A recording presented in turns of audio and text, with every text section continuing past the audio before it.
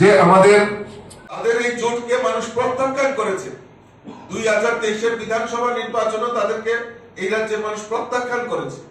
তো তাদের পরাজয় নিশ্চিত ভেবে তারা এই শাসক দলকে হেয় প্রতিপন্ন করার জন্য মানুষের কাছে বিভ্রান্তিকর খবর ছড়ানোর প্রয়াস করেছে তারা।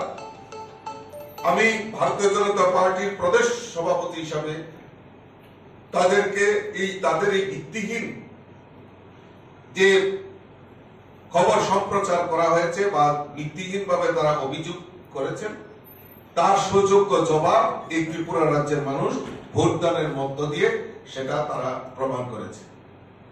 আমরা ইতিমধ্যে নির্বাচনের কাছে এই যে মিথ্যা অপপ্রচারে শাসক দলের বিরুদ্ধে হেয় প্রতিপন্ন করার জন্য যে প্রয়াস করেছে তার জন্য আমরা লিখিত অভিযোগ করেছি এবং প্রয়োজনে আরো তাদের জন্য আইনজ্ঞ ব্যবস্থা আমরা ভারতীয় জনতা পার্টির তরফ থেকে নেব। মিথ্যা কথা বলে বিভ্রান্ত করে মানুষকে এই ত্রিপুরা রাজ্যে যেভাবে বিগত দিনে ঠকিয়ে আসছে মনে করেছেন এখনো তারা বৈতরণী পার হওয়ার জন্য সেই মিথ্যার আশ্রয়কে নির্ভর করে, কারণ তাদের কাছে তাদের মাটি মানে পায়ের নিচে মাটি সরে গেছে, তারা জানে তাদের দলের ভূমিকম্প হয়েছে। তো সেই জায়গায় দাঁড়িয়ে আজকে ভিত্তিহীন খবর ছড়িয়ে শাসক দলকে হেয় প্রতিপন্ন করার চেষ্টা করছে, তার সুযোগ্য জবাব মানুষ ভোটের মাধ্যমে দিয়েছে। এটা আমাদের কাছে সবচেয়ে বড় প্রাপ্তি। তা আমি আবারও আমার এই সাংবাদিক বন্ধুদেরকে আমি অসংখ্য ধন্যবাদ জানাচ্ছি। আপনারাও অক্লান্ত পরিশ্রম করে, কারণ আপনারা গণতন্ত্রের চতুর্থ স্তম্ভ, আপনারা সঠিক সংবাদ সঠিক সময়ে মানুষের কাছে পৌঁছে দেওয়ার জন্য আপনারাও সারা দিন পরিশ্রম করে নির্ভীকতার সঙ্গে আপনারা খবর সম্প্রসারণ করেছেন, মানুষের সামনে পৌঁছে দিয়েছেন। আমি আপনাদেরকেও অসংখ্য অসংখ্য ধন্যবাদ এবং শুভেচ্ছা জানাচ্ছি। নমস্কার। রাজীববাবু, বিরোধীদের ইন্ডিয়া জোটের যিনি প্রার্থী উনি নিজে সরাসরি অভিযোগ করেছেন সংবাদ মাধ্যমের সামনে যে তাদের পোলিং এজেন্টকে ঢুকতে দেয়নি বিজেপি অর্থাৎ শাসক দলের পক্ষ থেকে। এই বিষয়টা নিয়ে আমি একটু যুক্ত করছি এবং বিভিন্ন যারা সিপিএম কংগ্রেসের কর্মী আছে তাদেরকে অনেককে বলেছে বের হয়ে যা ভোট দিতে হবে, এমন অভিযোগ করবে। ভোটারদের ভোট দিতে নাকি বাধা দেওয়া হয়েছে, এটা তাদের অভিযোগ, কি বলবেন এটা? আর কিছু আর কারো কিছু অ্যাকচুয়ালি দেখুন, আমি তো সেটা খণ্ডন করেছি যে তাদের পরাজয় নিশ্চিত। এই পরাজয়ের গ্লানিকে মুখ দেখার জন্য কিছু তো একটা বলতে হবে বিরোধী দল, কারণ এত বছর 25 বছর কমিউনিস্টরা এই রাজ্যের বুকে সিপিএমরা রাজত্ব করেছে, আর এই কংগ্রেসই এই সিপিএম এর দূষর হয়ে তাদেরকে এই 25টা বছর রাজ্যের বুকে তাদেরকে মদত জুগিয়েছে, মানুষকে বলে দেখিয়েছে যে আমরা সিপিএম বিরোধী, বাম বিরোধী, কিন্তু সিপিএম কে পেছন থেকে মদত দিয়ে তারা এই কংগ্রেসীরা 25টা বছর মানুষকে বিভ্রান্ত করেছে। মানুষের কাছে পরিষ্কার হয়ে গেছে যে কংগ্রেস এবং সিপিএম তারা একসঙ্গে লড়াই করছে, সেটা মানুষ মেনে নিতে পারে। মানুষ তা ভোটের মাধ্যমে সেটা তার যোগ্য জবাব দিয়েছে। এই পরাজয়ের গ্লানি ভুলানোর জন্য তারা এই মিথ্যা আরোপ করেছে। আমরা ইতিমধ্যেই আমাদের টিম ইলেকশন কমিশনের কাছে গোচরে নিয়েছে যে এটা ভিত্তিহীন, এবং যদি প্রয়োজন হয় আমরা আরো চেষ্টা করছি এই তারা ভিত্তিহীন খবর সম্প্রচার করার জন্য এবং মানুষকে বিভ্রান্ত করার জন্য আমরা প্রয়োজনে আইনানুগ ব্যবস্থা আমরা এই দিকটাও আমরা খতিয়ে দিচ্ছি। উপনির্বাচনে এখন পর্যন্ত আমাদের কাছে যে তথ্য এসেছে সেটাতে 71.26%। বন্ধুদের অনেক অনেক শুভেচ্ছা অভিনন্দন জানাচ্ছি। আজকের এই প্রেস মিটে উপস্থিত রয়েছেন আমাদের স্পোকসপারসন সুব্রত চক্রবর্তী এবং আমার স্টেট কমিটির যিনি ভাইস প্রেসিডেন্ট এবং নির্বাচন কমিটির co convener doctor Ashok Sinha. আমরা উৎসাহ এবং উদ্দীপনার সঙ্গে অষ্টাদশ লোকসভা নির্বাচনে প্রথম দফা নির্বাচন সংগঠিত হয়েছে আজকে।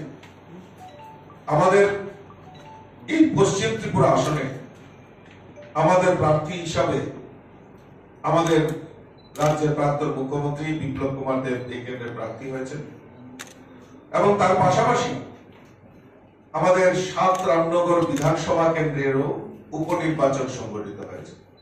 সেখানে আমাদের প্রার্থী হয়েছেন আমাদের রাজ্যের মেয়র দীপক মজুমদার মহোদয়। এবং সকাল থেকেই উৎসাহ উদ্দীপনার মধ্য দিয়ে এই লোকসভা নির্বাচন এবং ৭ রামনগর বিধানসভার উপনির্বাচন সংগঠিত হয়েছে। মানুষের মধ্যে স্বতঃস্ফূর্ততা এবং উৎসাহ উল্লাস দেখা গেছে। কারণ আমরা জানি যে আজকে বিশেষ করে এই গ্রীষ্মের তাপদাহ কে উপেক্ষা করেও মানুষ এই ভোটদানে অংশগ্রহণ করেছে।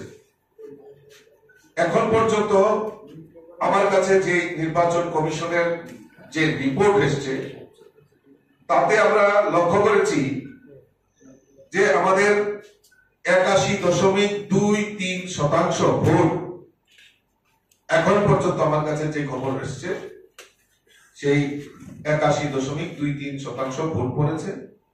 এখনো প্রায় 321টি পুলিং স্টেশনে এখনো বাইরে লাইন রয়েছে, সেই মতদাতারা সেখানে ভোটদানে অংশগ্রহণ করবেন।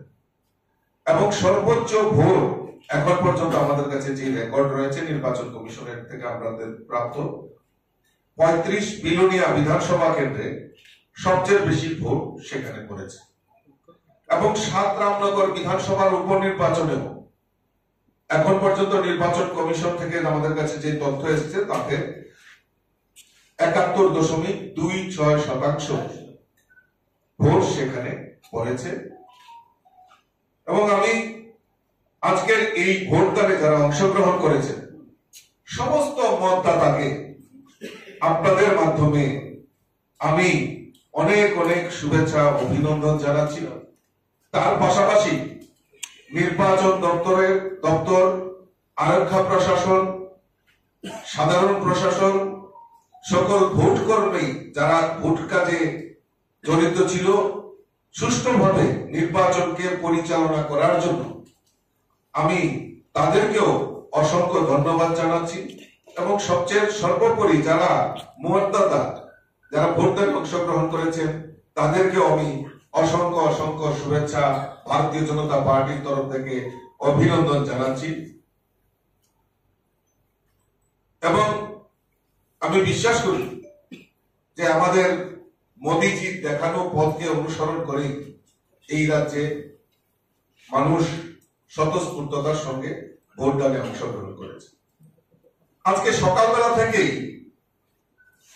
ইন্ডি জোটের প্রার্থী এবং কংগ্রেসের একজন বিধায়ক এবং সিপিএম এর প্রাক্তন রাজ্যের মুখ্যমন্ত্রী ওনারা কিছু ভিত্তিহীন খবর মানুষের সামনে সেটা প্রচার করে যে নির্বাচনের হারটাকে পরাজয়টাকে সুনিশ্চিত করেছে।